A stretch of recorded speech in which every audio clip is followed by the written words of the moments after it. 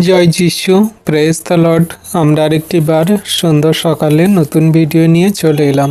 আর এই ভিডিওতে আমরা আজকে বাক্য নিয়ে আলোচনা করব, যে বাক্য সকল প্রভু আজকে আমাদেরকে দান করছে। তো আসুন বিশ্বাসী সন্তানরা, ভিডিওটি খুবই গুরুত্বপূর্ণ এবং সুন্দর বিষয় নিয়ে আমরা আজকে আলোচনা করব। আর আমরা ভিডিও নিয়ে আলোচনা করার আগে যেমন আমরা সেই প্রত্যেক দিনের সকালে প্রভুর কাছে নতুন আমরা প্রার্থনা করে থাকি, আগে প্রার্থনা করব তারপর বাক্যে আসব। আমাদের ইউটিউব চ্যানেলে যে সমস্ত নতুন বিশ্বাসী সন্তানরা ভিডিও দেখছেন, অবশ্যই আমাদের এই ইউটিউব চ্যানেলকে সাবস্ক্রাইব করবেন আর অবশ্যই ভিডিওটি শেয়ার করবেন, যাতে সবাই নতুন নতুন ভিডিও দেখতে পায় এবং আপনারাও সবার প্রথম ভিডিও ছাড়লে দেখতে পান। তো আসুন বিশ্বাসী সন্তানরা, আমরা প্রভুর কাছে নত হই আর একসঙ্গে আগে একটা ছোট্ট প্রার্থনা করি আর তারপরে আমরা বাক্যে আসছি। পবিত্র মঙ্গলময় পিতা প্রভু যীশু, তোমায় ধন্যবাদ, প্রশংসা, গৌরব করি। প্রভু গো, তুমি মহান দয়ালু কৃপাময় ঈশ্বর, জীবন্ত জাগ্রত পিতা। তোমার দয়া, কৃপা, করুণা, অনুগ্রহ সর্বদা আমাদের সঙ্গে সাথে আছে। তুমি রাত্রিতে সুন্দর সুখদায়ক নিদ্রা দিয়ে সকালে ঘুম থেকে উঠিয়েছ। প্রিয়জন, ফ্যামিলিজন, আত্মীয় স্বজন, বন্ধু বান্ধব, গ্রামাঞ্চলবাসী এবং সমগ্র খ্রিস্ট বিশ্বাসী সন্তানরা যারা এই মুহূর্তে ভিডিও প্রার্থনা দেখছে এবং পরবর্তীতে দেখবে, সকলকে এবং তাদের পরিবারকে সুস্থ সবল সুন্দর রেখেছ পিতা, তার জন্য ধন্যবাদ করি। তোমার দয়া, কৃপা, করুণা, অনুগ্রহ তোমার সন্তানদের প্রতি আছে পিতা গো। তুমি দয়ালু, কৃপাময়, মহান ঈশ্বর প্রভু গো। আজকে তুমি সুন্দর দিনে সকালে তোমার চরণতলে আসতে সাহায্য করেছে প্রভু, তার জন্য ধন্যবাদ করি। আমরা তো জঘন্য নগণ্য পাপী, আমাদের কোনো যোগ্যতা নেই, কোনো শক্তি নেই। তুমি যোগ্যতর বানিয়ে নাও পিতা। তোমার এই বাক্য সকল আমাদেরকে বুঝতে জানতে সাহায্য করো, যেন তোমার বাক্য সকল সঠিক রূপে জীবনে কার্যকারী পালন করে চলি এবং জগতের মানুষকেও যেন বলতে পারি, প্রভু এই বাক্য আজকে আমি নয়, কিন্তু তুমি আমার মুখ দিয়ে অষ্টাধর জিভ দিয়ে বলো। আর তোমার সমস্ত বাক্য আমরা সন্তানরা সবাই বুঝবো এবং হৃদয়ে ধারণ করব। যত সন্তানরা এই ভিডিও প্রার্থনা বাক্য দেখছে, পরবর্তীতে দেখবে, তাদের এই বাক্যে ভরপুর আশীর্বাদ করো। প্রথম থেকে শেষ অবধি ধৈর্য ধরে থাকতে সাহায্য করো, বুঝতে সাহায্য করো, আশীর্বাদ করো। পবিত্র আত্মায় তুমি আমাদের কভার করো পিতা গো। তোমার হস্তে চরণতলে রাখি তোমার সন্তানদেরকে। ও প্রভু, তুমি আমাদের ফোন মোবাইল নেটওয়ার্ককে তুমি ঠিক রাখো, ইউটিউব চ্যানেলকে তুমি ঠিক রাখো। সমস্ত সভা সঞ্চালন তোমার হস্তে চরণতলে দিই, তুমি নিয়ন্ত্রণ করো, তুমি চালিত করো। তোমায় ধন্যবাদ, প্রশংসা, গৌরব করি। এই বিনতি প্রার্থনা যীশু খ্রিস্ট তোমার পবিত্র মধুর নামে চাইলাম পিতা। তুমি দেখলে, শুনলে আর আমাদের প্রার্থনায় হ্যাঁ আমেন বলে উত্তর সকল দিলে। আমেন। তো আসুন বিশ্বাসী সন্তানরা, এবারে আমরা আমাদের বাক্যে এবং আলোচনার বিষয়বস্তুতে আসব। আজকের আমাদের টপিক এবং আলোচনার বিষয়, উপবাস প্রার্থনা করলে কি হয়। বিশ্বাসীদের কি উপবাস প্রার্থনা করা উচিত? এই বিষয় নিয়ে আমরা আজকের আলোচনা করব। আমরা বিশ্বাসী সন্তানরা আজকের জানি যে আমাদের এই 40 দিন উপবাস প্রার্থনা শুরু হয়েছে।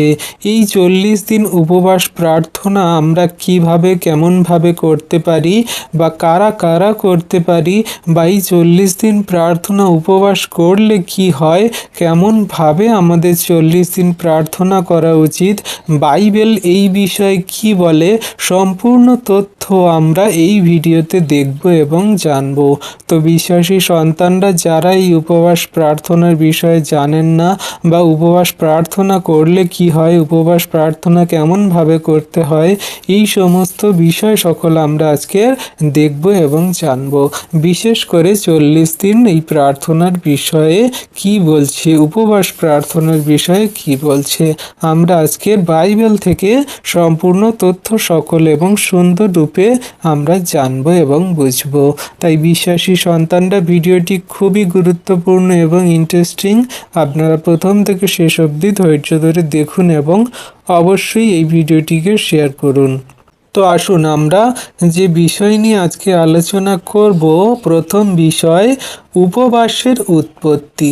আমরা উপবাসের আগে উৎপত্তির বিষয়ে জানবো না, তো আমরা কোনো কিছু ভাবে এই উপবাস কি আমরা জানতে পারবো না, বা উপবাসের উৎপত্তি যদি না আমরা জানি তাহলে এই উপবাস বিষয়টা আমরা সঠিক রূপে আমরা করতেও পারবো না। তো আসুন আমরা প্রথমে উপবাসের উৎপত্তি দেখি। 1 নম্বরে যদি আমরা আদিম মানব ইতিহাসে দেখি তাহলে উপবাসের ধারণা খুব প্রাচীন। যদিও আদি পুস্তকে সরাসরি উপবাস শব্দ নেই, তবুও ঈশ্বরের সামনে নিজেকে নম্র করা এই ভাবটি শুরু থেকেই ছিল, আর এই ভাবটিকেই কিন্তু মূলত উপবাস এবং উপবাসের ভিত্তিমূলক বা উপবাসের জন্ম হিসাবে ধরা হয়। কারণ আমাদের মধ্যে যখন নম্র ভাব আসে, ঈশ্বরের সান্নিধ্যে তার চরণতলে আসি, তখন আমাদের ভিতরে একটা উপবাস বা আমাদের ভিতরে একটা সেই উপবাসের জন্ম শুরু হয় বা সেটা আমাদের কাছে উপস্থিত হয়। কারণ পাপের জন্য অনুতাপ, শোকের সময় এবং ঈশ্বরের নির্দেশ পাওয়ার আকাঙ্ক্ষা, সংকটের সময় ঈশ্বরের সাহায্য চাওয়ার মাধ্যম, এগুলো হলো আমাদের উপবাসের জন্ম বা উপবাস করার মূল কারণ হয়ে দাঁড়ায়। তো বিশ্বাসী সন্তানদের এই মূল বিষয় সকল ধরা হচ্ছে যে উপবাস আমরা করার বিষয় সকল আদি মানব ইতিহাসে প্রথম দিকে, আদি পুস্তকের প্রথম দিকে তো আমরা পাই না, কিন্তু আমরা এই যে পাপের জন্য অনুতাপ করা, শোকের সময় যখন বিশ্বাসী সন্তানরা বা ঈশ্বরের সন্তানরা যখন শোক করে বা ঈশ্বরের নির্দেশ পাওয়ার আকাঙ্ক্ষাতে যখন তারা থাকে, তখন যখন তারা সংকটের সময় ঈশ্বরের সাহায্য চাওয়ার মাধ্যম বা কোথাও যুদ্ধ করতে যাওয়া, সেই সময় কিন্তু এই উপবাসের মূল জন্ম সকল নেয়, বা এখান থেকে তারা উপবাসের ভিত্তি করে প্রভুর কাছে প্রার্থনা রাখে। এখান থেকেই কিন্তু আদি মানব ইতিহাসের এই উপবাসের জন্ম। এবারে উপবাসের মূল কারণ সকল আমরা দেখব, বা উপবাস বাধ্যতামূলক কেমনভাবে বিশ্বাসীদের জীবনে এসেছে বা খ্রিস্টতে থাকা সন্তানদের এসেছে, বা এই পুরনো নিয়মে প্রথম উৎপত্তি হয়েছে সেটা দেখব। পুরাতন নিয়মে উপবাসের বিকাশ বা শুরু। এখানে ইসরায়েল জাতির জন্য একমাত্র বাধ্যতামূলক উপবাস ছিল প্রায়শ্চিত্তের দিন। লেবীয় পুস্তক 16 অধ্যায়ে আমরা পড়লে সেখানে এই প্রায়শ্চিত্ত দিনের সময় কিন্তু আমাদের এই যে উপবাস, এই উপবাসের বিষয়টা কিন্তু আমরা দেখতে পাই। তো আপনারা বিশ্বাসী সন্তানরা লেবীয় পুস্তক এই 16 অধ্যায়টা আপনারা পড়ে নেবেন, নিলে এখানে বুঝতে পারবেন। তো আপনাদের বোঝার সুবিধার্থে আমি 2টো পদ মাত্র পড়ব, কারণ এই 16 অধ্যায় পুরোটা পড়তে গেলে অনেক বড় ভিডিও হয়ে যাবে, আর আপনাদের ধৈর্য থাকবে না, আপনারা অতক্ষণ দেখতে পারবেন না। তো আমি এইখানে 2টো পদ পড়ছি। এই 2টো পদে আছে, জাতি নিজেদের নম্র করো, পাপ স্বীকার করো।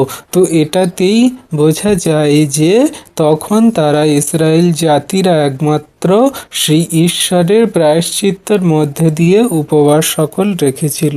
সরাসরি উপবাস বিষয় তো লেখা নেই, কিন্তু এই প্রায়শ্চিত্তের মধ্যে উপবাসের কথা বোঝা যায়। যেমন লেবীয় পুস্তক 16 অধ্যায়ের 29-30 পদে বলছে, তোমাদের নিমিত্ত ইহা চিরস্থায়ী বিধি হইবে, সপ্তম মাসের 10ম দিনে স্বদেশী কিংবা তোমাদের মধ্যে প্রবাসকারী বিদেশী তোমরা আপন আপন প্রাণকে দুঃখ দিবে ও কোনো ব্যবসায় কর্ম করিবে না, কেননা সেই দিন তোমাদিগকে শুচীকরণার্থে তোমাদের জন্য প্রায়শ্চিত্ত করা যাইবে। তোমরা সদাপ্রভুর সম্মুখে আপনাদের সকল পাপ হইতে শুচি হইবে। আমেন। তাহলে দেখো বিশ্বাসী সন্তানরা, এইখানে সেই প্রভু তাদের চিরস্থায়ী বিধি দিচ্ছে, সপ্তম মাসে মাসের 10ম দিনে স্বদেশী কিংবা বিদেশি সকলকেই দিচ্ছে। আর এই কথাটাইতে বলছে যে তোমরা নিজেদের আপন আপন প্রাণকে দুঃখ দেবে, মানে নিজেদের যে মন হৃদয় আছে সেটাকে তোমরা দুঃখ দেবে, মানে এইখানে তোমরা উপবাস বিষয় সকল রাখবে। যে আমরা নিজেদের প্রাণকে দুঃখ দিই কিভাবে? আমরা খাওয়া বন্ধ করে দিই, দিয়ে আমরা কোনো কাজকর্ম করা বন্ধ করে দিই, সমস্ত ব্যবসা বাণিজ্য করা বন্ধ করে দিই, দিয়ে আমরা ঈশ্বরের সান্নিধ্যে আসি আর কি বলি যে প্রভু আমি পাপী, আমার তুমি পাপ সকল ক্ষমা করো। আমরা প্রায়শ্চিত্তের জন্য আমরা প্রভুর চরণতলে নতনম্র হয়ে থাকি আর তার আরাধনা স্তুতি প্রার্থনা তার বাক্য কার্যকারী পালন করে চলার জন্য আমরা নিজেদেরকে প্রভুর সম্মুখে রাখি আর আমাদের বিগত দিনের পাপ ভুল অন্যায় অপরাধ সকল প্রভুর কাছে ক্ষমা চাই, যাতে আমরা শুচি হতে পারি। তো এইখান থেকে সমস্ত বিদেশি বা সমস্ত সেই দেশের সন্তানদেরকে তাদের চিরস্থায়ী বিধি হিসাবে প্রভু দিয়েছিল, যাতে তারা শোক করে, তারা প্রাণকে দুঃখ দেয়, কোনো ব্যবসা কার্যকর্ম কিছু নয়, তারা প্রায়শ্চিত্ত করে। আর এখানেই তাদের প্রথম সেই উপবাসের উৎপত্তি বা এখান থেকে প্রথম পুরাতন নিয়মের উপবাসের বিকাশ সকল আমরা দেখতে পাই। তো এই লেবীয় পুস্তকের 16 অধ্যায়টা আপনারা পড়লে প্রথম থেকে ভালো করে বুঝতে পারবেন যে কেমনভাবে সেই ইসরায়েলীয়দেরকে ঈশ্বর প্রভু সমস্ত কার্য করার জন্য পাপের থেকে শুচি হওয়ার জন্য যে ছাগ বৎস নিয়ে তার মাথায় হাত রেখে সেই জঙ্গলে ছেড়ে দেওয়া বা প্রান্তরে ছেড়ে দেওয়া বা একটা ছাগ বৎস নিয়ে তাকে বলি দেওয়া, বা কিভাবে হারুনের সন্তানদেরকে ঈশ্বর প্রভু মেরেছিল, কেন মেরেছিল ঈশ্বর প্রভু, কেন সেই তাম্বু বা সেই সিন্ধুক ব্যবস্থা সিন্ধুক কেমনভাবে রক্ষা করেছিল, সমস্ত কিছু এই লেবীয় পুস্তকের 16 অধ্যায় আপনারা পেয়ে যাবেন। তো এইখানের এই দুটো বাক্যতে আমরা বুঝতে পারি যে এখানেই তাদের সেই পাপ থেকে ক্ষমা পাওয়ার জন্য প্রায়শ্চিত্ত করার জন্য কিন্তু ঈশ্বর প্রভু এমনি করে তাদের প্রথম সেই উপবাসের বিষয় সকল জানায়। এখানে পরিষ্কার রূপে উপবাসের বিষয় তো বলা নেই, কিন্তু অনেক স্কলার্স বা অনেক যারা ডক্টরেট করেছে শিক্ষার্থীরা এই বিষয়টাই তোলে যে এখান থেকেই প্রথম উপবাসের উৎপত্তি বা উপবাসের বিষয় সকল আমরা দেখতে পাই এই বাক্যের মাধ্যমে। এবারে আমরা দ্বিতীয় নম্বরে দেখব ব্যক্তিগত ও জাতিগত উপবাসের উদাহরণ। এখানে ব্যক্তিগত ও জাতিগত সেই উপবাসের উদাহরণ সকল আমরা কোথায় পাই? যখন আমরা দেখি মোশির বিষয়টা, আমরা যখন দেখি মোশি যখন সিনাই পর্বতে মানে সিনয় পর্বতে যখন 40 দিন উপবাস এবং ঈশ্বরের উপস্থিতিতে অবস্থান করেন, তখন কিন্তু আমরা এই পুরোপুরি রূপে এই উপবাসের বিষয়টা দেখতে পাই। যেখানে যাত্রা পুস্তক 34 অধ্যায়ের 28 পদে আমরা দেখলে সেখানে দেখতে পাবো যে মোশি সেই ঈশ্বরের সাক্ষাতে সিনয় পর্বতে কিন্তু 40 দিবারাত্র, শুধু দিন নয় রাতেও 40 দিবারাত্র কিন্তু সেখানে উপবাসে ছিল, কোনো রকম জল আহার প্রাণ করেনি, তিনি সম্পূর্ণরূপে ছিল। দ্বিতীয় কে ছিল? দাউদ। প্রথম সেই দাউদ কিন্তু ইসরায়েলে মধ্যে উপবাস করেছিল। মোশির পরে প্রথম মোশি, তারপরে দাউদ ছিল। কিভাবে না পাপ ও শোকের সময় উপবাস করেছিল, যেটা আমরা দ্বিতীয় শমুয়েল 12 অধ্যায় 16 পদে পাই। যে সেই দ্বিতীয় শমুয়েল 12 অধ্যায় যদি আপনারা পড়েন তাহলে কেন যে দাউদ সেই তার পাপের জন্য এবং শোক করে উপবাস করেছিল সেটা আমরা ওখানে দেখতে পাবো। সেই নাথন ভাববাদী তাকে এসে বলেছিল যে তুমি এমনি করে সেই পর স্ত্রীর প্রতি দৃষ্টি দিয়ে তার সঙ্গে তার স্বামীকে তুমি সেই মেরে ফেলেছ, আর মেরে ফেলে তাকে তুমি বিয়ে করেছ, আর তার মধ্যে তোমার সেই সন্তান জন্ম নিয়েছে, আর তুমি এমন করে ঈশ্বরের বিরুদ্ধে কার্য করেছ, পাপ করেছ। ঈশ্বর প্রভু কি তোমার কোনো কিছুর অভাব রেখেছেন? তা তোমার স্ত্রী পুত্র সন্তান দিয়ে দিয়েছে, তোমার রাজ ঐশ্বর্য দিয়েছে, তাও তুমি সেই পরস্ত্রীর প্রতি দৃষ্টি দিলে আর তুমি সেই ব্যভিচার পাপ করে বসলে। এতে ঈশ্বর প্রভু তোমার শাস্তি দেবেন। তো সে যখন পাপের জন্য শোক করলো, উপবাস করলো, তখন সেই নাথন ভাববাদী বলল যে তোমার এই শোক এবং পাপ ক্ষমার জন্য ঈশ্বর প্রভু তোমাকে ছেড়ে দিলেন, কিন্তু তুমি যে পাপ ব্যভিচার করে যে সন্তানকে জন্ম দিয়েছ সে কিন্তু মারা পড়বে, মানে অবশ্যই মারা যাবে। আর সেই ছোট্ট সন্তান কিন্তু মারা গিয়েছিল।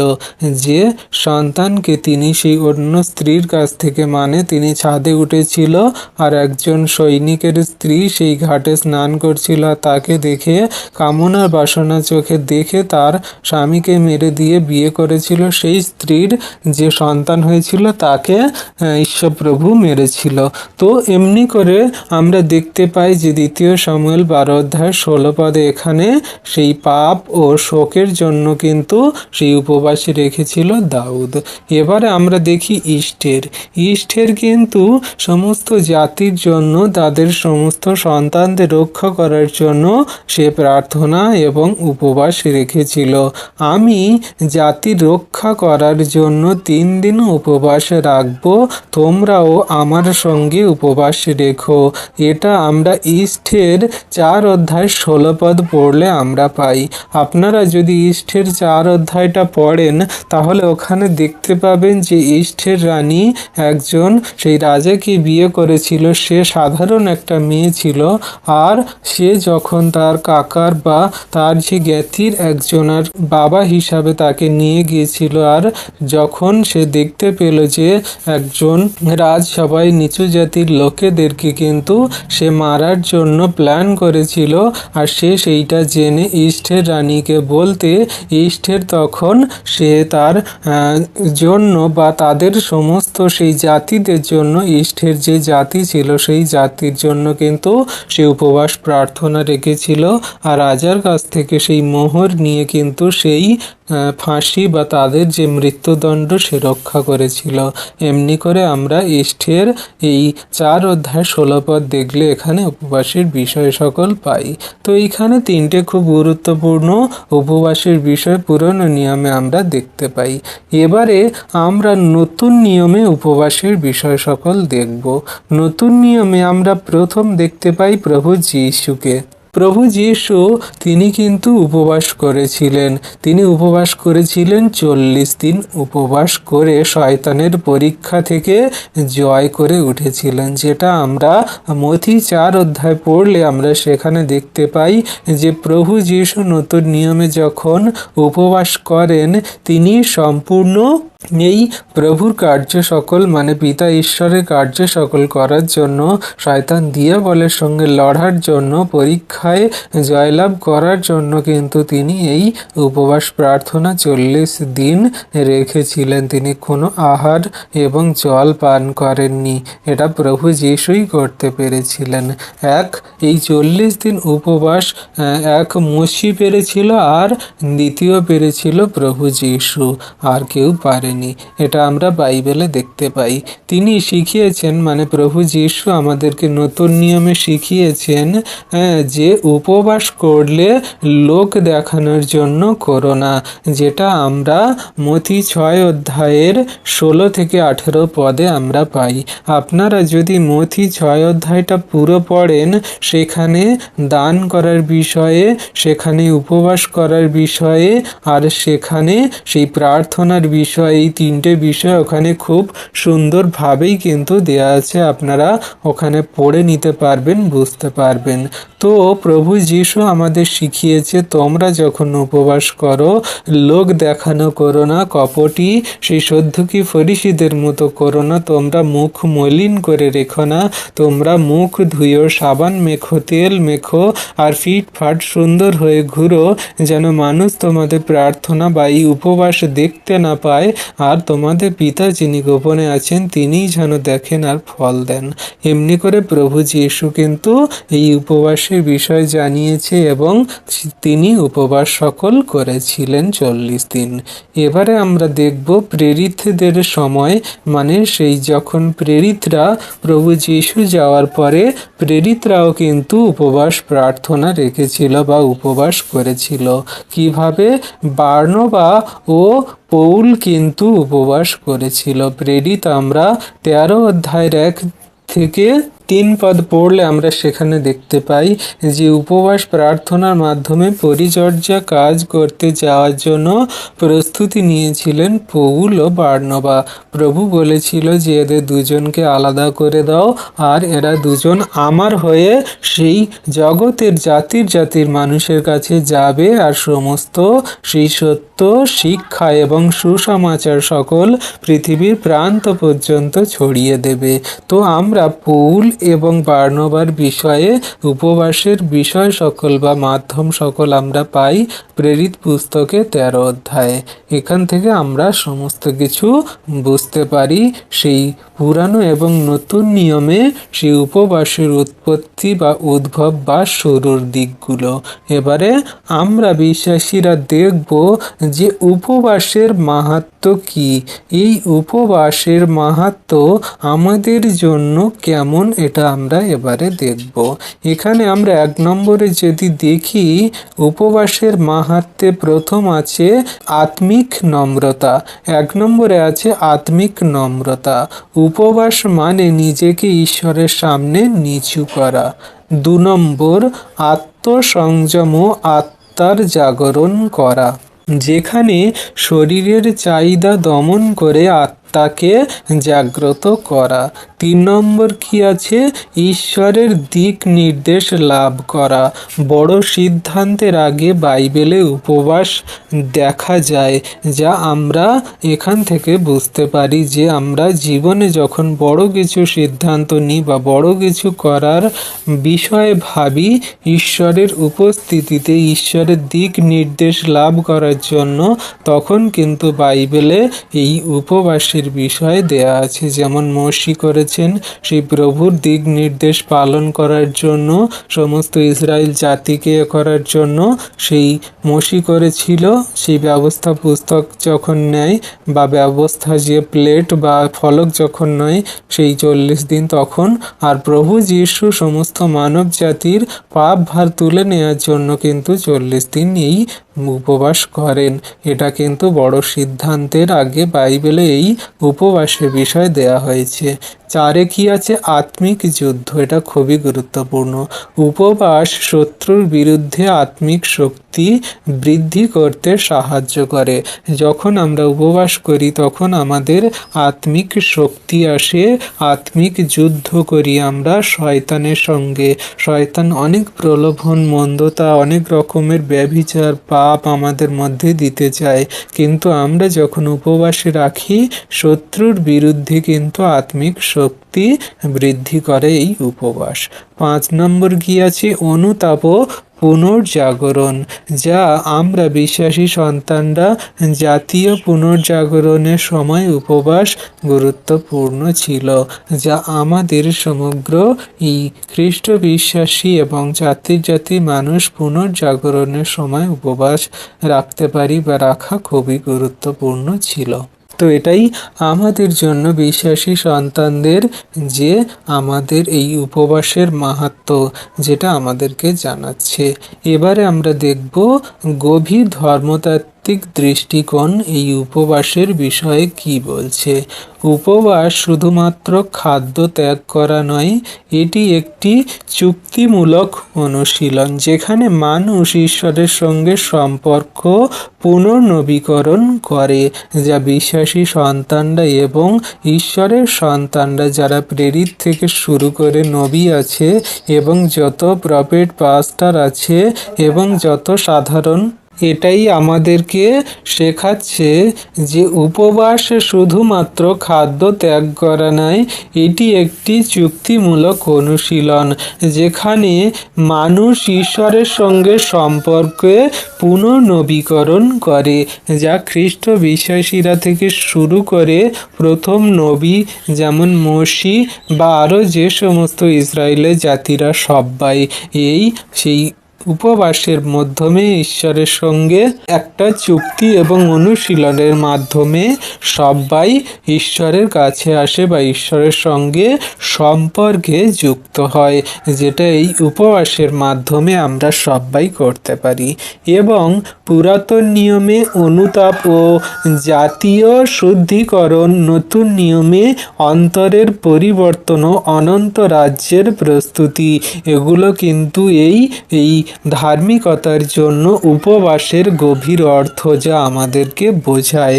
সারসংক্ষেপে যদি আমরা বলি, উপবাসের উৎপত্তি পাপবোধ, শোক এবং সংকট ও ঈশ্বরের নিকটে আসার তীব্র আকাঙ্ক্ষা থেকে এসেছে, যা বিশ্বাসী সন্তানরা এগুলোর মধ্যে দিয়ে কিন্তু এই প্রভুর উপবাস বা 40 দিন উপবাস বা এমনি উপবাস সকল রাখতে পারে বা সবাই করে। উপবাসের মাহাত্ম্য হিসাবে ছোট্ট করে বলতে গেলে নম্রতা, আত্মিক শক্তি, ঈশ্বরের ইচ্ছা জানা, জীবনের নতুন সূচনা করা, এগুলোর মধ্যে দিয়েই কিন্তু উপবাসের মাহাত্ম্য বা গুরুত্ব, যা বিশ্বাসী সন্তানরা উপবাস করলে বুঝতে পারবে বা শক্তি সকল পাবে। এটাই আমাদেরকে শেখায় উপবাসের বিষয় সকল। এবারে আমরা বিশ্বাসী সন্তানরা দেখব বাইবেলে প্রথম উপবাস কখন হয়, এটা আমাদের জানা খুবই দরকার। আমরা যদি দেখি বাইবেলে উপবাস মানে ফাস্ট শব্দটি সরাসরি প্রথম দেখা যায় মোশির জীবনে, যখন প্রথম সেই মোশি যে উপবাস প্রার্থনা রাখে তখন স্পষ্ট উপবাসের বিষয় কিন্তু বলা হয়েছে, যেটা আমরা জানি যাত্রা পুস্তক 34 অধ্যায়ের 28 পদ। তিনি বলছে বাক্যে, তিনি 40 দিন ও 40 রাত সেখানে ছিলেন, তিনি রুটি খান নাই, জলও পান করেন নাই। এটা আমরা পাই। এটাই বাইবেলে প্রথম স্পষ্ট লিখিত উপবাসের কথা উল্লেখ করা হয়েছে। এর প্রেক্ষাপট কি না, স্থান সিনাই পর্বত বা সিনাই পর্বতে যখন সেই প্রভু তার সেই ফলক সকল দেয়, মানে 10টা আজ্ঞা যখন দেয়, তখন কিন্তু এই মোশিকে ডেকেছিলেন আর 40 দিন রাত সেখানে ঈশ্বরের সঙ্গে জল রুটি না খেয়েই কিন্তু তিনি ছিল। উদ্দেশ্য কি ছিল না, ঈশ্বরের কাছ থেকে বিধান গ্রহণ করা, যাতে ইসরায়েল জাতিকে সমস্ত সেই বিধানে তাদেরকে স্থির রাখতে পারেন প্রভু যিশুর আগের মুহূর্ত পর্যন্ত, মানে প্রভু যিশুর আসার আগের মুহূর্ত পর্যন্ত যেন তারা সবাইকে স্থির রাখতে পারে এই ব্যবস্থার মধ্যে। প্রকৃতি কি ছিল না, অতি প্রাকৃতি সেই অলৌকিকভাবে খাদ্য ও জল ছাড়া 40 দিন উপবাস ছিল। এটা সেই মোশির, এটি ছিল ঈশ্বরের উপস্থিতিতে এক বিশেষ চুক্তি যা ঈশ্বর প্রভু মোশিকে দিয়ে করিয়েছিল। এটা সব থেকে বড় বা গুরুত্বপূর্ণ বিষয়। এবারে আমরা দেখব যে তবে একটি গুরুত্বপূর্ণ বিষয় আছে যে মোশির আগে উপবাস শব্দটি নেই, কিন্তু কিছু ঘটনা উপবাস সদৃশ্য, যেখানে শোকের সময় আহার ত্যাগ করা, গভীর দুঃখে খাদ্য না খাওয়া, কিন্তু সেগুলো আনুষ্ঠানিক বা আধ্যাত্মিক উপবাস হিসাবে উল্লেখ করা হয়নি।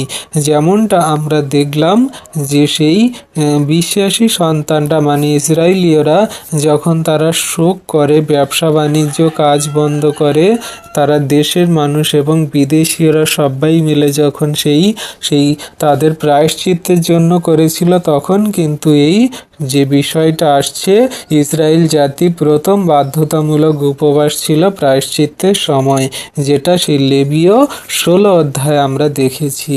এখানে পুরো জাতিকে নিজেদের জন্য নম্র করতে বলা হয়েছে এবং তাদের বিষয় সকল উপবাসের মধ্যে দিয়ে বোঝানো হয়েছে যে তোমরা প্রায়শ্চিত্তের জন্য এই খাওয়া দাওয়া বন্ধ করবে, কাজকর্ম বন্ধ করবে, আর এটাই কিন্তু উপবাসের বিষয় বোঝানো হয়েছে। আগে আমরা আলোচনা করেছি। এবারে আমরা ধর্মতাত্ত্বিক বিশ্লেষণ যদি ছোট্ট করে বলি, প্রথম উপবাস দেখা যায় চুক্তির মাধ্যমে, যা মোশি করেছিল। ঈশ্বরের উপস্থিতিতে তিনি বিধান গ্রহণের প্রস্তুতিতে কিন্তু এই উপবাস সকল করেছিল। অর্থাৎ উপবাসের সূচনা হয় ঈশ্বরের সঙ্গে গভীর সম্পর্ক ও দায়িত্ব গ্রহণের প্রেক্ষাপটে। তাহলে আমরা বুঝতে পারছি যে উপবাসের কত বড় গুরুত্ব বা মাহাত্ম্য। শুধু উপবাস করলে খাওয়া বন্ধ করা বা এই আমি খাওয়া বন্ধ করে ফোন থেকে দূরে আছি, ভালো ভালো খাওয়া থেকে বন্ধ করে আমি উপবাস করছি, এটা কিন্তু নয়। উপবাস করার অনেক বড় গুরুত্ব থাকে। ঈশ্বরের সঙ্গে চুক্তি, ঈশ্বরের উপস্থিতিতে আসা, ঈশ্বরের বিধান গ্রহণ করে জীবনে এগিয়ে চলা, যেমন করে মোশি করেছিল, প্রভু যিশু দেখিয়েছে। তাহলে কত গুরুত্বপূর্ণ বিষয় কিন্তু এই উপবাসের মধ্যে দিয়ে আমরা বিশ্বাসী সন্তানরা দেখে থাকি। এখন অনেকে মুসলিমরাও উপবাস রাখছে এবং আমরা হিন্দু ধর্মের বিশ্বাসীরাও মানুষেরাও কিন্তু উপবাস রাখে। তারা কি করে, অমাবস্যা পূর্ণিমার সময় উপবাস রাখে, তারা একাদশী ব্রত পালন করে, অন্যান্য দেবদেবীর মূর্তি পূজা করার সময় তারাও কিন্তু এই বার ব্রত বা উপবাস সকল করে। কিন্তু উপবাসের সঠিক মাহাত্ম্য বা উপবাস করলে তাদের জীবনে কি হয়, উপবাস কার সঙ্গে কিভাবে করতে হয়, সেটা কিন্তু তার গভীর অর্থ বোঝে না। তাই বলছে উপবাসের অর্থ হলো চুক্তির মুহূর্ত, ঈশ্বরের উপস্থিতি এবং বিধান গ্রহণের প্রস্তুতির জন্য কিন্তু এই উপবাস, যা প্রভু আমাদেরকে শেখায়। ঈশ্বরের সেই সমস্ত নতুন সূচনা, ঈশ্বরের সঙ্গে গভীর সম্পর্ক, দায়িত্ব গ্রহণের প্রেক্ষাপট সকল তুলে ধরে এই উপবাস। তাই উপবাসকে সাধারণভাবে নেবেন না, বা উপবাস শুধুমাত্র সবাই করছে আমিও করব, করলে এতে আমার ভালো হবে, ঈশ্বর আশীর্বাদ দেবে, আমার টাকা পয়সা ধন সম্পদ গাড়ি বাড়ি হবে, এগুলো সব ভুলে যান। এগুলো কোনো কিছু নয়। উপবাস হলো এই ঈশ্বরের সঙ্গে আত্মিক সম্পর্ক গড়ে তোলা আর ঈশ্বরের কাজকে আরও দৃঢ়ভাবে শেষ পর্যন্ত বিশ্বাস রেখে জীবনে গ্রহণ করে চলার জন্যই কিন্তু এই উপবাস, যা প্রভু আমাদেরকে শেখায়। তো আমরা বিশ্বাসী সন্তানরা উপবাস করার আগে যেন ভালো করে উপবাস বিষয়ে জেনে নিই আর উপবাসের গুরুত্ব যেন বুঝি, সেই মতো উপবাস করি। নিজেদের স্বার্থের জন্য নয়, কিন্তু ঈশ্বরের ইচ্ছাকে বুঝে সেই মতো উপবাস করা উচিত বিশ্বাসী সন্তানদের। আশা করি আমরা বুঝতে পারছি মোশি কিভাবে 40 দিন এবং 40 রাত খাদ্য জল ছাড়া উপবাস করেছিলেন। এই প্রশ্নটা কি আপনার জীবনে কোনো সময় এসেছে? তাহলে আমরা একটু দেখি যে মোশি কিভাবে 40 দিবারাত্র খাদ্য জল ছাড়া তিনি উপবাস করতে পেরেছিলেন। এর ঘটনার পিছনে কি উদ্দেশ্য বা কেমন গুরুত্ব আছে আমরা একটু আত্মিকতায় দেখি। ঘটনার বিষয় কি ছিল না, মোশি সিনাই পর্বতে 40 দিন রাত ছিলেন।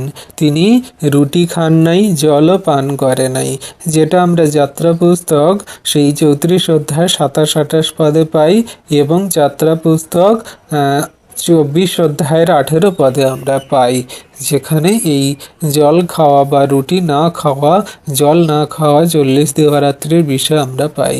যেখানে সেই প্রথম বাক্যেতে বলছে, যাত্রা পুস্তক 24 অধ্যায় 18 পদে বলছে, আর মোশি মেঘের মধ্যে প্রবেশ করিয়া পর্বতে উঠিলেন, মোশি 40 দিবারাত্র সেই পর্বতে অবস্থিতি করিলেন। এটা আমরা প্রথমে দেখতে পাই। আর যাত্রা পুস্তক 34 অধ্যায় 27-28 পদে আমরা যদি দেখি তাহলে এখানে বলছে, আর সদাপ্রভু মসিকে কহিলেন, তুমি এই সকল বাক্য লিপিবদ্ধ করো, কেননা আমি এই সকল বাক্যানুসারে তোমার ও ইসরায়েলের সহিত নিয়ম স্থির করিলাম।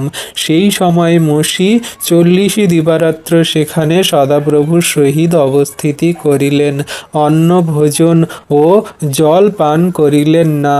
তিনি সেই 2টি প্রস্তরে নিয়মের বাক্যগুলি অর্থাৎ 10 আজ্ঞা লিখিলেন। আমেন। তাহলে আমরা দেখছি সেই পর্বতে উঠে প্রভুর সাক্ষাতে বাক্য লেখার সময়, সেই 10 আজ্ঞা লেখার সময়, নিয়ম লেখার সময় কিন্তু সে কোনো মতে অন্ন ভোজন করেনি, জল পানও করেনি। 40 দিবারাত্র সে ঈশ্বরের উপস্থিতিতে, সদাপ্রভুর উপস্থিতিতে ছিল। তাহলে দেখো কত গুরুত্বপূর্ণ কার্য করার সময় কিন্তু এই উপবাস রেখেছিল বা উপবাসে ছিল 40 দিবারাত্র। এটা কিন্তু খুবই গুরুত্বপূর্ণ বা অলৌকিক উপবাস, যেটা ঈশ্বরপ্রভু আমাদেরকে শেখায়। এটা কি মানব জাতি বা মানবিকভাবে সম্ভব যে এই অলৌকিক উপবাস আমরা করতে পারি বলে? মানবিকভাবে কিন্তু একজন মানুষ জল ছাড়া 40 দিন বাঁচতে পারে না। তাই অধিকাংশ ধর্মতাত্ত্বিক তারা বলে থাকেন যে এটি হলো কিন্তু অলৌকিক, এটি হলো অতি প্রাকৃতিক উপবাস, যা অলৌকিক বলে আমরা ধরি। এই রকম উপবাস কিন্তু আর কেউ করতে পারে না। আর তারপরে নতুন নিয়মে কিন্তু প্রভু যীশু এই উপবাস রেখেছিলেন, আমরা দেখেছি। তো ঈশ্বরের উপস্থিতি তাকে টিকিয়ে রেখেছিল।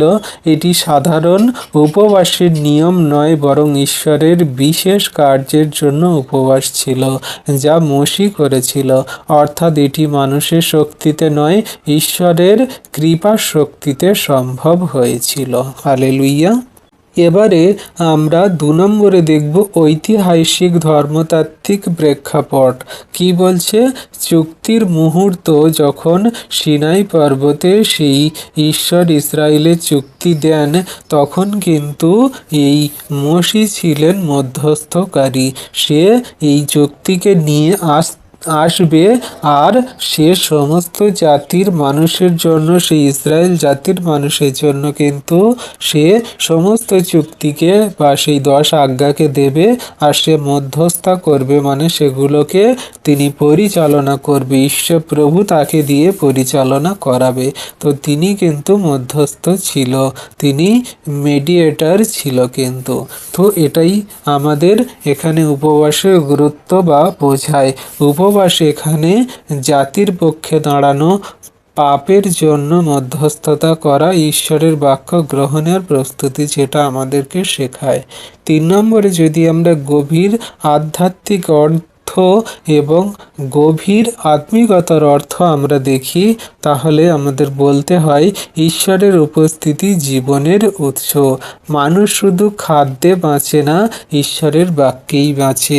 মসি সেই বাস্তবতা অনুভব করেছিলেন, যেটা আমরা নতুন নিয়মে এবং পুরনো নিয়মে পড়লে বুঝতে পারি।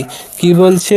মথি 4 অধ্যায়ের 4 পদে বলছে, কিন্তু তিনি উত্তর করিয়া কহিলেন, লেখা আছে, মনুষ্য কেবল রুটিতে বাঁচিবে না, কিন্তু ঈশ্বরের মুখ হইতে যে প্রত্যেক বাক্য নির্গত হয় তাহাতেই বাঁচিবে।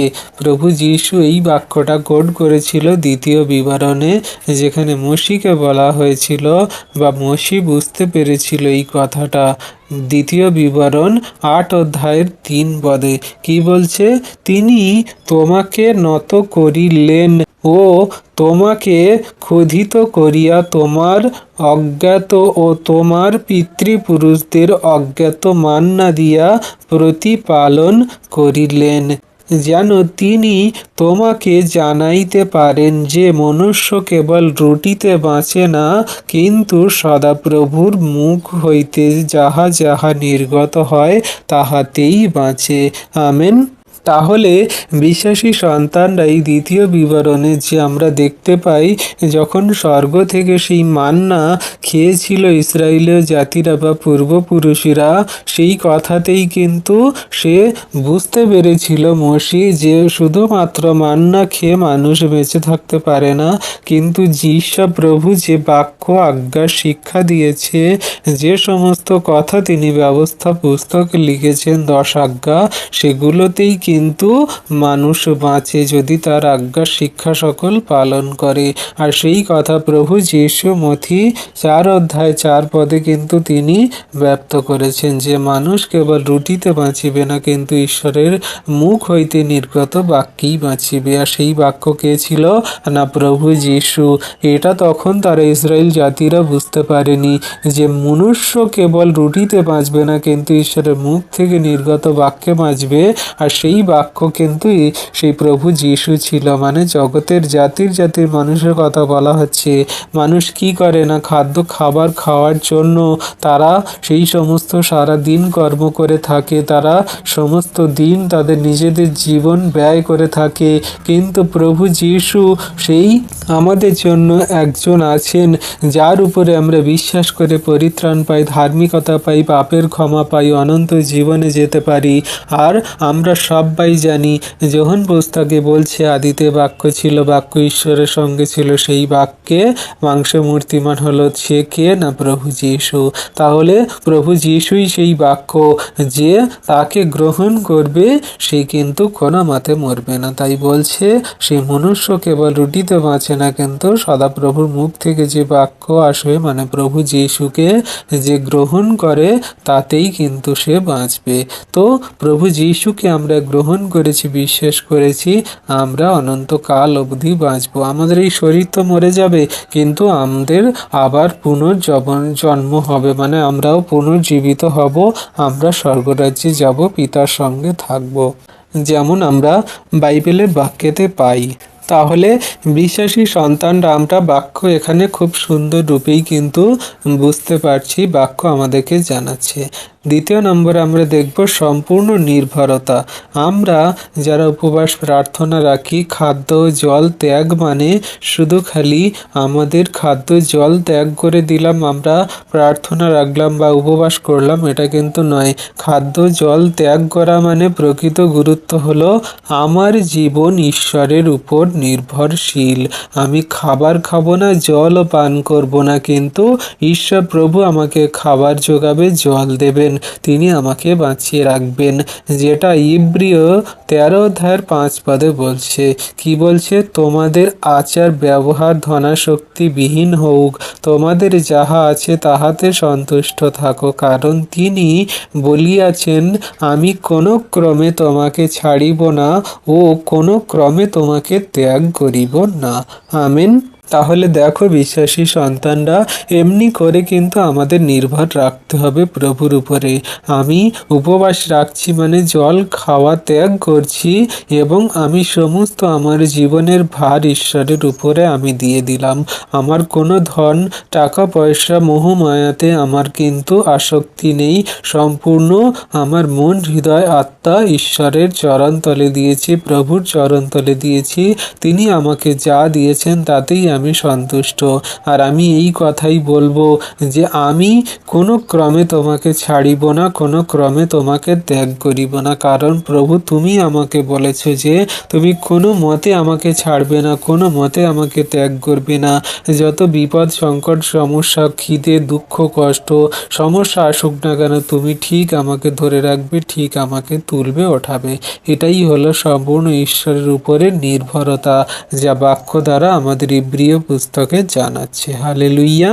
এবারে বিশ্বাসী সন্তান আমরা দেখব 3 নম্বরে গয়ে যে নতুন সৃষ্টির সূচনা। 40 সংখ্যা খুবই গুরুত্বপূর্ণ। 40 সংখ্যা পরীক্ষা ও প্রস্তুতি। এটি ইসরায়েল জাতির নতুন পরিচয়ের সূচনা, যা আমাদেরকে শেখায়। 4 নম্বর আমরা যদি দেখি, যিশুর সঙ্গে তুলনা, যা থিওলজি আমাদেরকে শেখায়। প্রভু যিশু যে মথি 4 অধ্যায়ে তিনি যে 40 দিন উপবাস করেছিলেন, এটাও কিন্তু সেই মসিও করেছিলেন। তো প্রভু যিশু আর মসির মধ্যে পার্থক্য কি কি আছে আমরা যদি দেখি, মসি উপবাস করেছিল 40 দিন আইন গ্রহণ করার জন্য, মানে সেই ব্যবস্থা ফলক গ্রহণ করার জন্য। আর প্রভু যিশু যে 40 দিন উপবাস করেছিল, তিনি আইনের পূর্ণতা দেওয়ার জন্য। এই যে ব্যবস্থা আছে, তিনি সমস্ত ব্যবস্থাকে মেরে ফেলে তিনি সেই ব্যবস্থার মধ্যে দিয়ে তিনি জগতের মানুষকে স্বাধীন করার জন্য, পূর্ণতা দেওয়ার জন্য কিন্তু প্রভু যিশু 40 দিন সেই উপবাস করেছিল। মসি 40 দিন উপবাস করেছিল চুক্তির মধ্যস্থ করার জন্য, চুক্তি সকল যাতে সমগ্র ইসরায়েল জাতি বা জগতের জাতি মানুষরা পালন করতে পারে, সেই মধ্যস্থতা করার জন্য। কিন্তু প্রভু যিশু নতুন নিয়মে তিনি যে চুক্তি সকল, মানে তিনি যে উপবাস সকল করেছিল, নতুন নিয়মের চুক্তির প্রতিষ্ঠাতা তিনি। সমস্ত নতুন নিয়মের যে আজ্ঞা শিক্ষা সকল দিয়েছে, তিনি যে 2টো আজ্ঞা দিয়েছে, যে তোমার ঈশ্বর প্রভুকে সমস্ত মন, হৃদয়, আত্মা, চিত্ত, প্রজ্ঞা দিয়ে প্রেম করবে, আর তোমার প্রতিবাসীকে আপনার মতো প্রেম করবে। তিনি নতুন সেই চুক্তির প্রতিষ্ঠাতা বা সূচনাকারী প্রভু যিশু। তিনি এই 40 দিন উপবাস রেখেছিলেন। মসি ঈশ্বরের উপস্থিতিতে সেই যাওয়ার জন্য 40 দিন উপবাস করেছিলেন, বা ঈশ্বরের উপস্থিতিতে 40 দিন কিন্তু উপবাস রেখেছিলেন।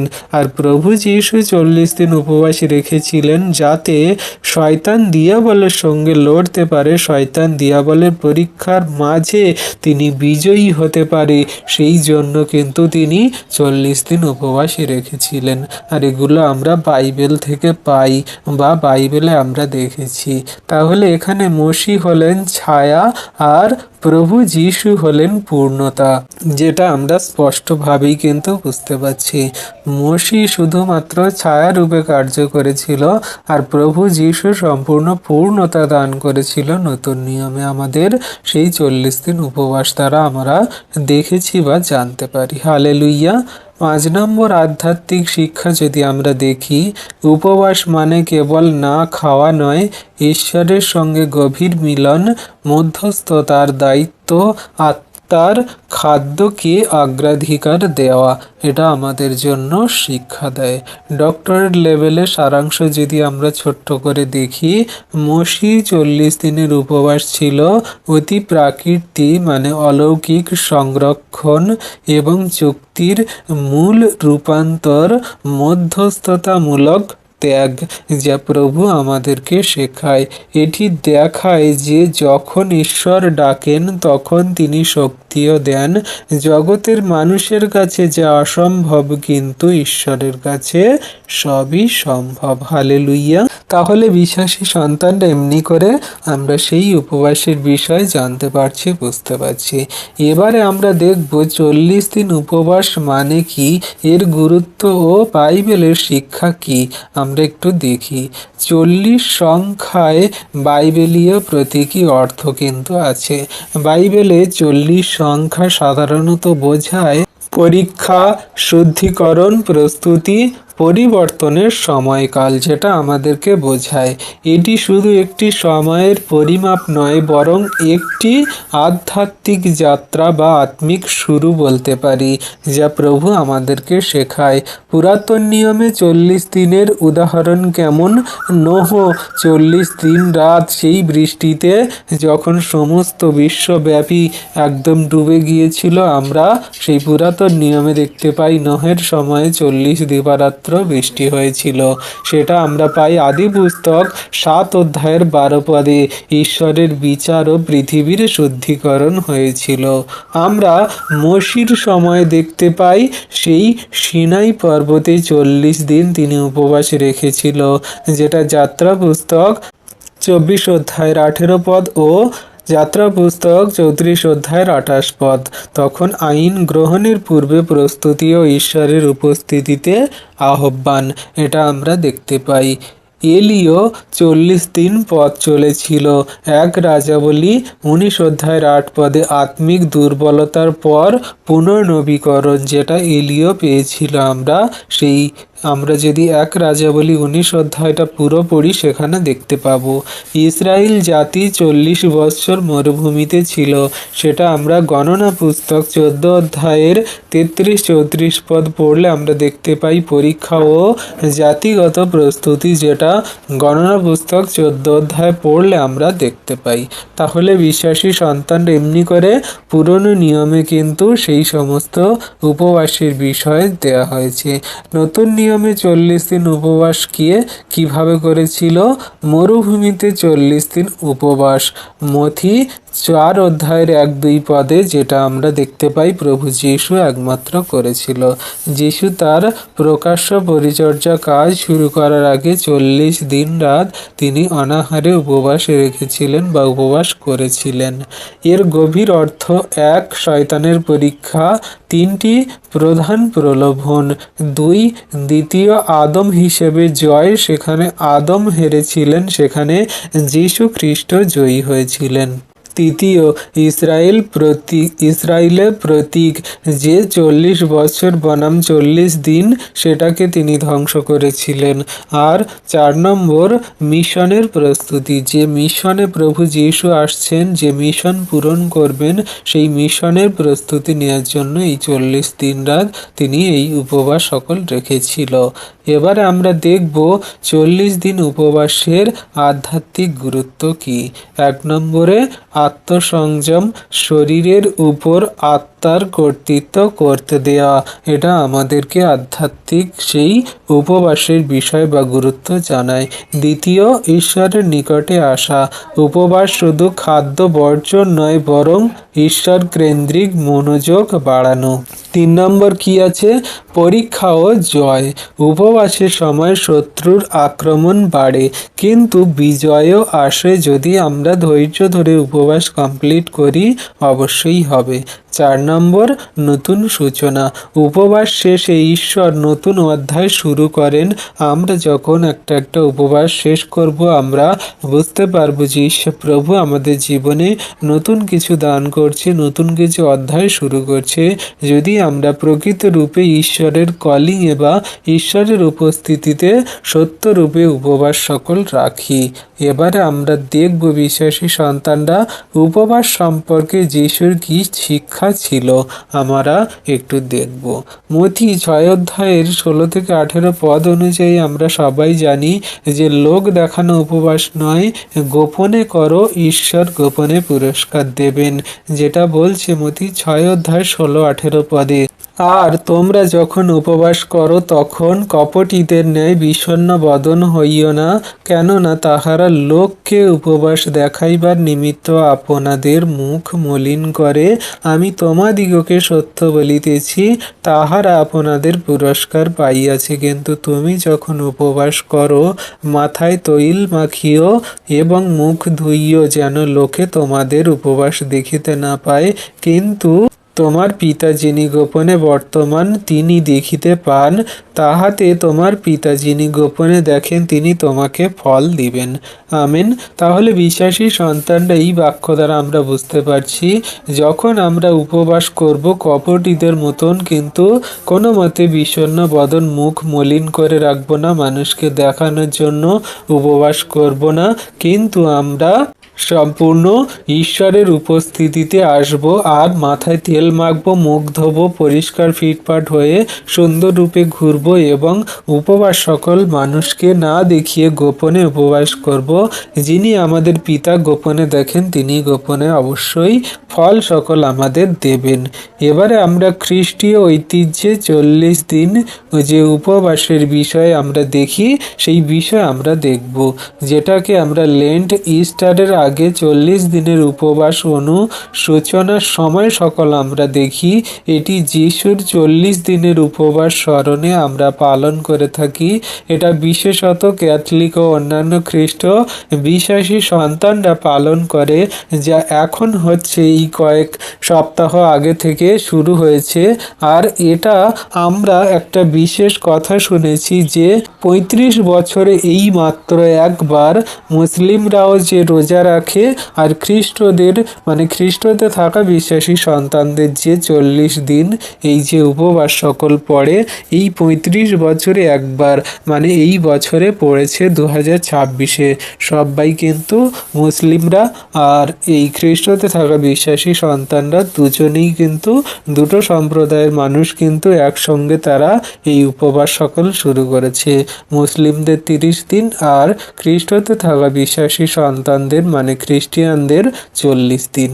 তো এটা কিন্তু একটা খুব গুরুত্বপূর্ণ বিষয় আমরা দেখেছি বা জানতে পারছি, যেটা এখন আমরা বুঝতে পারছি যে খ্রিস্টতে থাকা বিশ্বাসী সন্তানরা করছে এবং ঈশ্বরের উদ্দেশ্যে, আর জগতে যে মুসলিম সম্প্রদায় আছে তারা করছে তাদের আল্লাহর উদ্দেশ্যে, তাদের উদ্দেশ্যে। তো এমনি করে ইমেজিনভাবে কিন্তু এটা শুরু হয়েছে, সবাই করছে, মুসলিমরাও করছে, খ্রিস্টতে থাকা বিশ্বাসী সন্তানরাও করছে। এবারে আপনি কেমনভাবে সেই উপবাস সকল রাখবেন, 40 দিন রাখবেন না একদিন রাখবেন না কোনো উপবাসই রাখবেন না, সেটা আপনার ব্যক্তিগত ইচ্ছা। কারণ বাক্য আমরা ধীরে ধীরে বুঝতে পারছি, বা বাক্য সকল আমরা প্রথম থেকে শেষ অবধি বুঝতে পারছি কেমনভাবে উপবাস করা উচিত, কেন করব, কোথা থেকে শুরু হয়েছে, কে কে করতো উপবাস, কি কারণে করতো, উপবাস করার মাহাত্ম্য গুরুত্ব কি, সেই সমস্ত কিছু আমরা কিন্তু ধীরে ধীরে বুঝতে পারছি। তাই আমরা উপবাস করব কিনা সেটা আমাদের নিজেদের ব্যক্তিগত বা আমরা নিজেরা বিবেচনা করে দেখব। এবারে আমরা যদি ডক্টরেট লেভেলে ধর্মতাত্ত্বিক বিশ্লেষণ দেখি, তাহলে আমরা দেখতে পাবো যে থিওলজি ধর্মতাত্ত্বিক প্রতিরূপ দেখায় নোহ বিচারের জন্য, মসি চুক্তির জন্য, এলিও নবী সুবল পুনর্জাগরণের জন্য, যিশু চূড়ান্ত মুক্তিদাতা হিসাবে কিন্তু তিনি উপবাস সকল রেখেছিল। আর বিবলিক্যালভাবে থিওলজি ধারাবাহিকভাবে দেখায় যে 40 দিন বিচার, পরীক্ষা, শুদ্ধিকরণ, প্রস্তুতি ও ঈশ্বরের মহিমা, এগুলোতে কিন্তু এই 40 দিনের বিষয়, উপবাসের বিষয় সকল রাখছে। আজকের বিশ্বাসীর জন্য প্রয়োগ বা কার্যকর উপবাস মানে শুধু না খেয়ে থাকা নয়, এটি আত্মিক যুদ্ধের সময় প্রস্তুতি নেওয়া, এটি ঈশ্বরের পরিকল্পনার প্রস্তুতি নেওয়া, কঠিন সময় মানেই ঈশ্বর কাজ করছেন এটা বোঝা। এবারে আমরা বিশ্বাসী সন্তানরা দেখব খ্রিস্ট বিশ্বাসী আমরা কি 40 দিন উপবাস করতে পারি, এগুলো আমরা একটু দেখব, বা যদি করতে পারি কেমনভাবে করা উচিত, কি কি বিষয়বস্তু বজায় রাখা উচিত, কেমনভাবে করা উচিত, আমরা একটু ছোট্ট করে দেখব। সরাসরি যদি উত্তর দিই, খাদ্য ও জল সম্পূর্ণ ত্যাগ করে 40 দিন উপবাস করা সাধারণ মানুষের পক্ষে নিরাপদ বা সম্ভব নয়। কেন নয়? কারণ মানবদেহ 3 থেকে 5 দিনের বেশি জল ছাড়া টিকে থাকতে পারে না। তাই বাইবেল 40 দিন খাদ্য জল ছাড়া উপবাস ছিল শুধু সেই অতি প্রাকৃতিক ঘটনা যে মসি এবং প্রভু যিশু করেছিল, আর এই ঘটনাগুলো ছিল ঈশ্বরের বিশেষ কাজ ও সাধারণ নিয়ম নয়, কিন্তু এটা খুব গুরুত্বপূর্ণ এবং ঈশ্বরের অনেক বড় প্রয়োজন বা অনেক বড় পরিকল্পনার মধ্যে দিয়ে ছিল। তাহলে খ্রিস্ট বিশ্বাসীরা কিভাবে উপবাস করবে আমাদের প্রশ্ন। 1 নম্বর, বাইবেলীয় নীতিমালা হিসাবে গোপনে করো, যেটা প্রভু যিশু আমাদেরকে দেখিয়েছে মথি 6:16 থেকে 18 পদে, যে তোমরা লোক দেখানো কিন্তু উপবাস করো না, গোপনে করো। এটা আমরা সেই বাইবেল ভাবে খ্রিস্ট বিশ্বাসীরা করতে পারি। দ্বিতীয় কি আছে? প্রার্থনার সঙ্গে করো। আমরা প্রার্থনাও রাখবো এবং উপবাসও করব। যখন আমরা উপবাস রাখছি তখন আমরা সবাইকার জন্য প্রার্থনা করব, সকলকে নিয়ে প্রার্থনা করব। শক্তিশালী আত্মিক অনুশীলনের জন্য আমরা কিন্তু প্রার্থনা করব এবং উপবাস সকল রাখব। হৃদয়ের পরিবর্তনের জন্য আমরা প্রার্থনা করব বা উপবাস রাখব। উপবাস মানে শুধু খাওয়া নয়, পাপ ত্যাগ করা, নম্রতা, ঈশ্বর কেন্দ্রিক ইন্দ্রিয় দমন, সমস্ত কাজকর্ম যাতে সারা জীবন করতে পারি সেই চেষ্টা করে আমরা কিন্তু এটা করব। আমরা কিন্তু সেই কথা মনে রেখে হৃদয়ে রেখে হৃদয়ের পরিবর্তনের জন্য কিন্তু উপবাস করব। এবারে 40 দিনের উপবাস করলে কেমনভাবে করা উচিত খ্রিস্ট বিশ্বাসীদের জন্য একটু সংক্ষেপে। সম্পূর্ণ খাদ্য বা জল ত্যাগ নয়, নিরাপত্তা ও নিরাপদ ব্যবহারিক প্রস্তুতি। আংশিক উপবাস যেটা আমাদেরকে শেখায় নির্দিষ্ট খাবার ত্যাগ, মাংস, মিষ্টি, বিলাসী খাবার খাওয়া বন্ধ করে আংশিক উপবাস রাখা যায়। যেমন ফল, শাকসবজি, সাধারণ খাবার বন্ধ করে নিয়মিত জল পান করে কিন্তু এই আংশিক উপবাস রাখা যায়। 40 দিন আপনি রাখতে পারেন বা আপনার যে কদিন মনে হবে সে কদিন রাখতে পারেন। 2 নম্বরে আছে নির্দিষ্ট সময় উপবাস। এখানে আমরা 2য় নম্বরে যদি দেখি যে নির্দিষ্ট সময় উপবাস আমরা কিভাবে করতে পারি। প্রতিদিন এক বেলা না খাওয়া, সূর্যোদয় থেকে সূর্যাস্ত পর্যন্ত আপনি এমনি করে রাখতে পারেন। শুধু জল খেতে পারেন বা নাও খেতে পারেন, সেটা আপনার ইচ্ছা। আপনি যদি জল খেতে পারেন জল খেয়ে রাখতে পারেন, যদি জল না খান তাহলে সেইভাবে জল না খেয়ে প্রতিদিন এক বেলা করে আপনি করতে পারেন। সকাল থেকে দুপুর পর্যন্ত বা দুপুর থেকে রাত 12টা পর্যন্ত, বা সকাল থেকে সূর্যোদয় থেকে আর সূর্যাস্ত পর্যন্ত, মানে সকাল 6টা থেকে আর সন্ধ্যা 6টা পর্যন্ত এমনি করে করতে পারেন। এটা নির্দিষ্ট সময়ের জন্য উপবাস, এটা আপনি করতে পারেন। আর এখানে আপনি যে সমস্ত খাবার দাবারগুলো বর্জন করতে পারেন সেটা বললাম, যে একবেলা খেতে পারেন, একদম একবেলা না খেয়েও চালাতে পারেন। ওকে, তো এমনি করে আপনি কিন্তু করতে পারেন। 3য় নম্বরে আছে কি আত্মিক উপবাস। এইটা কিন্তু খুবই গুরুত্বপূর্ণ আমাদের জন্য।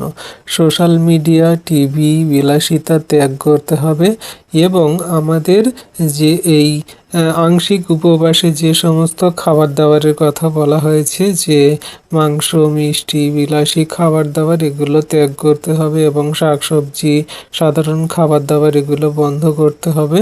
তো আর 2য় নম্বরে যেগুলো আছে একবেলা খাবার দাবার বন্ধ করে আপনি করতে পারেন। তো এই সমস্ত নিয়মাবলীর মধ্যে এই আত্মিক উপবাসটা রাখতে পারেন। আর সেই সময় অবশ্যই আপনার খেয়াল রাখতে হবে বাইবেল পড়া, প্রার্থনা করা এবং সম্পূর্ণ প্রভুর উপস্থিতিতে থাকা। এই আত্মিক উপবাসে আপনি জীবনযাপন করতে পারেন।